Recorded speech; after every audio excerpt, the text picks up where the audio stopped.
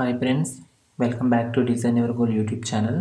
ఈ జనవరి 2025 నుండి మనం ఎవ్రీ మంత్ 4 వీక్స్కి సంబంధించి కరెంట్ అఫైర్స్ అయితే మన ఛానల్లో వీక్లీ ఒక వీడియో అయితే పోస్ట్ చేయడం అయితే జరుగుతుంది. అలాగే మన ఛానల్ నుంచి ఈ కరెంట్ అఫైర్స్ అలాగే జాబ్ అప్డేట్స్ని మీరు మిస్ అవ్వకుండా ఉండాలంటే మన ఛానల్ను సబ్స్క్రైబ్ చేసుకుని బెల్ ఐకాన్ని యాక్టివేట్ చేసుకోండి. మొదటగా మనం జనవరి మంత్ యొక్క ఫస్ట్ వీక్ కరెంట్ అఫైర్స్ అయితే ఈ వీడియోలో చూద్దాం. మొదటగా మీరు చూసినట్లయితే మహిళల ప్రపంచ చెస్ ఛాంపియన్కి సంబంధించింది. మహిళల ప్రపంచ చెస్ ఛాంపియన్గా తెలుగు తేజమైన కోనేరు హంపి గారైతే టైటిల్ అయితే కైవసం చేసుకోవడం అయితే జరిగింది. ఇది ఈమెకి రెండవసారి ర్యాపిడ్ వరల్డ్ చెస్ టైటిల్ కావడం విశేషం. అలాగే చైనా గ్రాండ్ మాస్టర్ వెంబర్ తర్వాత 2 వరల్డ్ టైటిల్ గెలిచిన క్రీడాకారిణిగా హంపి కొత్త విజయాన్ని అయితే సాధించడం అయితే జరిగింది. 115 పాయింట్లు సాధించిన కోనేరు హంపి అగ్రస్థానంలో అయితే నిలిచి విశ్వవిజేతగా నిలవడం అయితే జరిగింది. ఈ ప్రపంచ చెస్ ఛాంపియన్ పోటీలు అనేది 24 డిసెంబర్ న్యూయార్క్లోని వాల్ స్ట్రీట్లో అయితే జరిగింది. మీకు ఎగ్జామ్స్లో ఈ బిట్ అయితే ఇవ్వడం అయితే జరుగుతుంది. మహిళల ప్రపంచ చెస్ ఛాంపియన్షిప్ పోటీలు ఎక్కడ జరిగింది అని న్యూయార్క్లోని వాల్ స్ట్రీట్లో అయితే జరిగింది. ఆఖరిదైన 11వ రౌండ్లో హంపి ఇండోనేషియాకు చెందిన సరీస్ కరిప్మా సుకంబదను ఓడించింది. అలాగే నెక్స్ట్ కరెంట్ అఫైర్ చూసినట్లయితే ఇస్రో యొక్క పిఎస్ఎల్వి C60 మిషన్కి సంబంధించింది. ఈ పిఎస్ఎల్వి C60 మిషన్ డిసెంబర్ 30, 2024 అయితే ప్రారంభించడం అయితే జరిగింది. స్పేస్ డాకింగ్ ఎక్స్పెరిమెంట్ ద్వారా భారతదేశం యొక్క మొట్టమొదటి స్పేస్ డాకింగ్ సాధించడం లక్ష్యంగా అయితే పెట్టుకుంది. పిఎస్ఎల్వి C60 మిషన్లో చేజర్ మరియు టార్గెటర్ ఉంటుంది. ఇది SDX-01 చేజర్ గాను మరియు SDX-02 టార్గెట్ గాను అనే ఈ 2 చిన్న ఉపగ్రహాలు విజయవంతంగా శ్రీహరికోట స్పేస్ సెంటర్ నుంచి అయితే లాంచ్ ప్యాడ్ నుంచి కక్షలో అయితే ప్రవేశపెట్టడం అయితే జరిగింది. ఈ చేజర్ మరియు టార్గెటర్ అనే ఈ 2 చిన్న ఉపగ్రహాలు ఒక్కొక్కటి సుమారు 220 కిలోల బరువు అయితే ఉంటుందని ఇస్రో అయితే తెలపడం జరిగింది. ఈ ఉపగ్రహాలు 470 కిలోమీటర్ల ఎత్తులో తక్కువ భూమి కక్షలో అయితే ప్రవేశపెట్టడం జరిగింది. ఇస్రో చైర్మన్ అయిన సోమనాథ్ గారి ఆధ్వర్యంలో కౌంటౌన్ ప్రక్రియ అయితే ప్రారంభమైంది. పిఎస్ఎల్వి సిరీస్లో ఇస్రోకు ఇది 62వ ప్రయోగం. అలాగే పిఎస్ఎల్వి కోర్ అలోన్ దస్తో చేసే ఇది 18వ ప్రయోగం. ఇప్పటికే పిఎస్ఎల్వి సిరీస్లో మొత్తం 59 ప్రయోగాలు విజయవంతంగా అయితే నిర్వహించిన సంగతి తెలిసిందే. భవిష్యత్తులో నిర్వహించే చంద్రయాన్-4లో భారత్ స్పేస్ స్టేషన్ నిర్మాణానికి అవసరమైన డాకింగ్ టెక్నాలజీని పరీక్షించేందుకు ఈ ప్రయోగం అయితే ఉపయోగపడనుంది. అలాగే నెక్స్ట్ కరెంట్ అఫైర్ చూసినట్లయితే చైనా మరో ఘనత అయితే సాధించింది. గంటకు అత్యధికంగా 450 కిలోమీటర్ల వేగంతో ప్రయాణించే బుల్లెట్ ట్రైన్ అయితే ప్రవేశపెట్టింది. ఈ రైలు CR-450గా దీని నామకరణం అయితే చేయడం జరిగింది.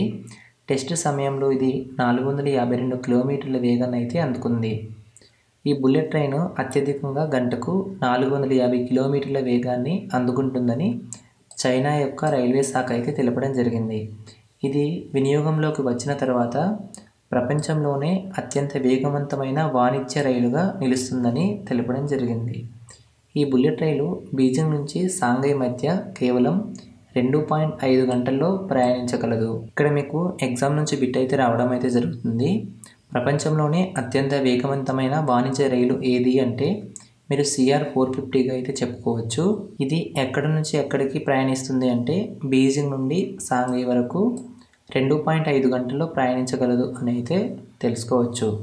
ఈ 2 నగరాల మధ్య దూరం 1050 కిలోమీటర్లు. ఇప్పటికే ఈ రూట్లో 350 కిలోమీటర్ల వేగంతో నడిచే బుల్లెట్ ట్రైన్లు అయితే ఉన్నాయి.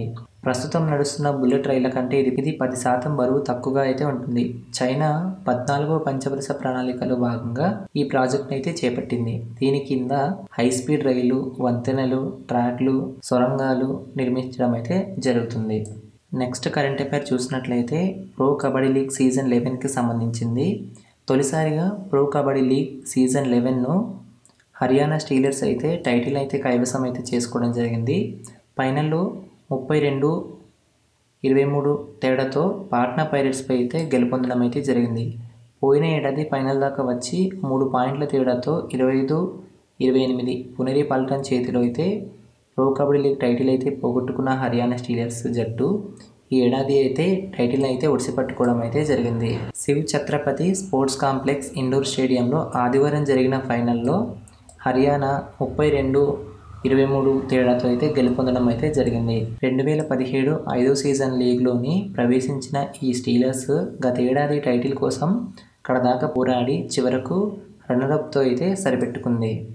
ఛాంపియన్ టీంలో హర్యానాకు ట్రోఫీతో పాటు 3 కోట్ల ప్రైజ్ మనీ లభించగా రన్నరప్తో సరిపెట్టుకున్న పాట్నా పైరేట్స్కి 1.80 కోట్ల ప్రైజ్ మనీ అయితే దక్కింది. తాజా సీజన్ సహా 5 సార్లు ఫైనల్కి చేరిన పైరేట్స్ 2016-17 సీజన్లో హ్యాట్రిక్ టైటిల్స్ అయితే సాధించడం జరిగింది.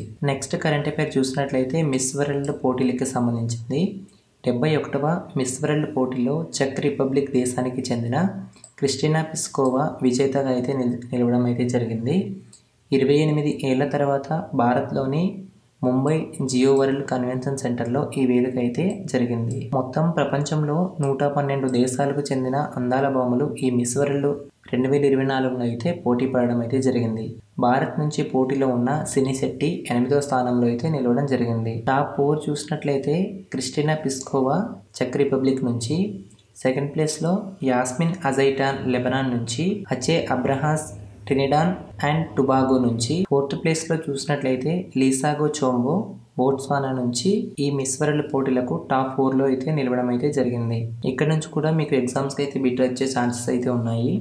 71వ మిస్ వరల్డ్ పోటీలు ఎక్కడ జరిగింది అంటే భారతదేశంలో అయితే జరిగింది. అది ముంబై జియో వరల్డ్ కన్వెన్షన్ సెంటర్లో అయితే జరిగింది. 71వ వరల్డ్ పోటీల్లో మిస్ వరల్డ్ ఎవరు అంటే Christina Pliskova. Next current affair చూసినట్లయితే అంతరించిపోతున్న గంగానది డాల్ఫిన్ సంరక్షించడానికి పై పరిశోధన కోసం భారతదేశపు మొట్టమొదటి కేంద్రమైన national dolphin research centre NDRC ఎట్టకేలకు సాకారమైతే అయింది. మీరు ఇక్కడ చూసినట్లయితే ఇక్కడ అబ్రివేషన్స్ కూడా చాలా ఇంపార్టెంట్. NDRC అంటే నేషనల్ డాల్ఫిన్ రీసెర్చ్ సెంటర్. ఇది పాట్నాలోని గంగానదికి సమీపంలో ఉన్న ఈ ఇన్స్టిట్యూట్ని మార్చి 4, 2024 అయితే బీహార్ ముఖ్యమంత్రి గారైన నితీష్ కుమార్ గారు అయితే ప్రారంభించడం అయితే జరిగింది. గంగానది డాల్ఫిన్ భారతదేశ జాతీయ జలచర జంతువు. ఇది వైల్డ్ లైఫ్ రక్షణ చట్టం కింద 1972 ప్రకారం షెడ్యూల్ 1లోని జంతువు. ఇది international union for conservation of nature ద్వారా అంతరించిపోతున్న జాతిగా అయితే ఈ గంగానది డాల్ఫిన్ అయితే గుర్తించడం అయితే జరిగింది. నెక్స్ట్ కరెంట్ అఫైర్ చూసినట్లయితే బడ్జెట్కి సంబంధించింది. ఆంధ్రప్రదేశ్ ఆర్థిక వ్యవస్థ 2023-24 5వ ఏట రాష్ట్ర ఆర్థిక వ్యవస్థ 2 అంకెల వృద్ధి రేటును అయితే నమోదు చేయడం అయితే జరిగింది. ముందస్తు అంచనాల ప్రకారం 2023-24లోని రాష్ట్ర స్థూల దేశీయోత్పత్తి GSDPలో 10.44% వృద్ధి రేటును అయితే నమోదు చేయడం అయితే జరిగింది. ముందస్తు అంచనాల ప్రకారం 2023-24లో రాష్ట్ర స్థూల దేశీయోత్పత్తిలో 10.44 వృద్ధి రేటు అయితే నమోదు చేయడం అయితే జరిగింది. ఇదే కాలానికి దేశంలో 9.6% వృద్ధి రేటు అయితే నమోదైంది. రాష్ట్ర ఆర్థిక వ్యవస్థ ముందస్తు అంచనాల ప్రకారం 2023-24కి వ్యవసాయం అనుబంధ రంగాల నుంచి 34.14%, పారిశ్రామిక రంగం నుంచి 25.60%, సేవల రంగం నుంచి 40.16% వాటా అయితే ఆదాయం అయితే సమకూరుతోంది. పేదరికం 2011-2012కి గాను 2013 జూలైలో ప్రణాళిక సంఘం విడుదల చేసిన అంచనాల ప్రకారం ఉమ్మడి ఆంధ్రప్రదేశ్లో పేదరికం నిష్పత్తి 9.20% అయితే ఉంది. మీకు ఇక్కడ నుంచి కూడా ఎగ్జామ్కి బిట్ అయితే వచ్చే ఛాన్సెస్ అయితే ఉన్నాయి. పేదరికం 2011-12కి గాను మన ఆంధ్రప్రదేశ్ యొక్క పేదరిక నిష్పత్తి ఎంత అని అయితే అడగొచ్చు. దానికి ఆన్సర్ ఏమొచ్చి 9.20% అయితే చెప్పొచ్చు. ఇది గ్రామీణ ప్రాంతాల్లో 10.96%, అలాగే పట్టణ ప్రాంతాల్లో అయితే 5.81% అయితే ఉంది. ఇదే కాలానికి దేశంలోని పేదరికం 21.96%, దేశం మొత్తానికి గ్రామీణ ప్రాంతాల్లో పేదరికం 25.70%, పట్టణ ప్రాంతాల్లో అయితే 13.70% అంచనాగా 2023 జూలై 17న జాతీయ బహుముఖ పేదరిక సూచిని అయితే రిలీజ్ చేయడం అయితే జరిగింది. నెక్స్ట్ కరెంట్ అఫైర్ చూసినట్లయితే అమెరికా అంతరిక్ష పరిశోధన సంస్థ నాసాకు చెందిన పార్కర్ సోలార్ ప్రోబ్ వ్యోమనౌక బగబగమండే సూర్యుడికి అత్యంత చేరువగా వెళ్ళి అక్కడి నుంచి సురక్షితంగా వెలుపలికైతే రావడం జరిగింది. తద్వారా ఈ ఘనత సాధించిన తొలి వ్యోమనౌకగా రికార్డునైతే సృష్టించింది. మీకు ఇక్కడ నుంచి కూడా బిట్ వచ్చే ఛాన్సెస్ అయితే ఉంది. సూర్యుడికి అత్యంత చేరువలో వెళ్ళిన తొలి వ్యోమనౌక ఏది అన్నప్పుడు పార్కర్ సోలార్ ప్రోబ్ అని అయితే మీరు గుర్తుపెట్టుకోవాలి. తద్వారా ఈ ఘనత సాధించిన తొలి వ్యోమనౌకగా ఇది రికార్డ్ అయితే సృష్టించడం జరిగింది. సూర్యుడిపై పరిశోధనల కోసం పార్కర్ సోలార్ ప్రోబ్ని 2018లో 7 ఏళ్ళు పనిచేసేలాగా అయితే ఇది నాసా అయితే ప్రయోగించడం అయితే జరిగింది. తొలిసారి 2021 ఏప్రిల్ 28న కరోనాలోకి ప్రవేశించడం అయితే జరిగింది. డిసెంబర్ 24న మాత్రం ఇంతకు ముందెన్నడూ లేనంత దగ్గరగా అయితే ఈ ఉపగ్రహం అయితే సూర్యునికి దగ్గరగా అయితే వెళ్ళడం జరిగింది. సూర్యుడికి భూమికి మధ్య దూరం 1 మీటర్ అనిపిస్తే పార్కర్ సోలార్ ప్రోబ్ సూర్యుడికి 4 సెంటీమీటర్ల మేర చేరువగా వెళ్ళినట్లయితే శాస్త్రవేత్తలు అయితే తెలపడం జరిగింది. నెక్స్ట్ కరెంట్ అఫైర్ చూసినట్లయితే ఆర్థిక రంగంలో కృత్రిమ మేధ ఏఐను బాధ్యతాయుతంగా నైతికతతో తీసుకొచ్చేందుకు ఒక నియమావళిని అభివృద్ధి చేయడానికి 8 మంది సభ్యులతో కమిటీని ఏర్పాటు చేస్తున్నట్లు RBI reserve bank of India అయితే 2024 డిసెంబర్ 26న అయితే ప్రకటించింది. దీనికి ఐఐటి బాంబే ప్రొఫెసర్ అయిన కంప్యూటర్ సైన్స్ అండ్ ఇంజనీరింగ్ విభాగం పుష్పక్ భట్టాచార్య అయితే నేతృత్వం అయితే వహించనున్నారు. నెక్స్ట్ ఇంపార్టెంట్ కరెంట్ అఫైర్ చూసినట్లయితే అమెరికా జాతీయ పక్షి బాల్డ్ ఈగల్ అయితే అధికారికంగా అయితే అవతరించడం అయితే జరిగింది. అమెరికా జాతీయ పక్షిగా ఇందుకు సంబంధించిన బిల్లును అధ్యక్షుడు జో బైడెన్ 2024 డిసెంబర్ 24న అయితే ఆమోదం అయితే తెలపడం జరిగింది. అమెరికా అధికారిక గుర్తుపై బాల్డ్ ఈగల్ చిత్రాన్ని 1782 నుంచి వినియోగించడం అయితే జరుగుతుంది. అయితే ఈ పక్షిని ఇప్పటి వరకు అధికారికంగా జాతీయ పక్షిగా అయితే ప్రకటించలేదు. తాజాగా అధ్యక్షుడు ఆమోద ముద్రతో బాల్డ్ ఈగల్ అమెరికా జాతీయ పక్షిగా గుర్తింపు అయితే పొందింది. ఇక్కడ అమెరికా జాతీయ పక్షి ఏది అన్నప్పుడు బాల్డ్ ఈగల్గా చెప్పొచ్చు. నెక్స్ట్ కరెంట్ అఫైర్ చూసినట్లయితే శాస్త్ర ఫెస్ట్కి సంబంధించింది. ఐఐటి మద్రాస్లో శాస్త్ర ఫెస్ట్ దేశంలోని అతిపెద్ద విద్యార్థి ఉత్సవంగా టెక్ ఫెస్టివల్లో ఒకటైన శాస్త్ర 2025ను 26వ ఎడిషన్ జనవరి 3 నుంచి 7 వరకు నిర్వహించనున్నట్లు ఐఐటి మద్రాస్ డైరెక్టర్ అయితే వి కామకోటి గారు అయితే తెలపడం జరిగింది. 80 ఈవెంట్లు 130 స్టాల్స్లో జరగనున్న ఈ కార్యక్రమంలో 70,000 మందికి పైగా విద్యార్థులు అయితే పాల్గొనే అవకాశాలు అయితే ఉన్నాయని చెప్పడం జరిగింది.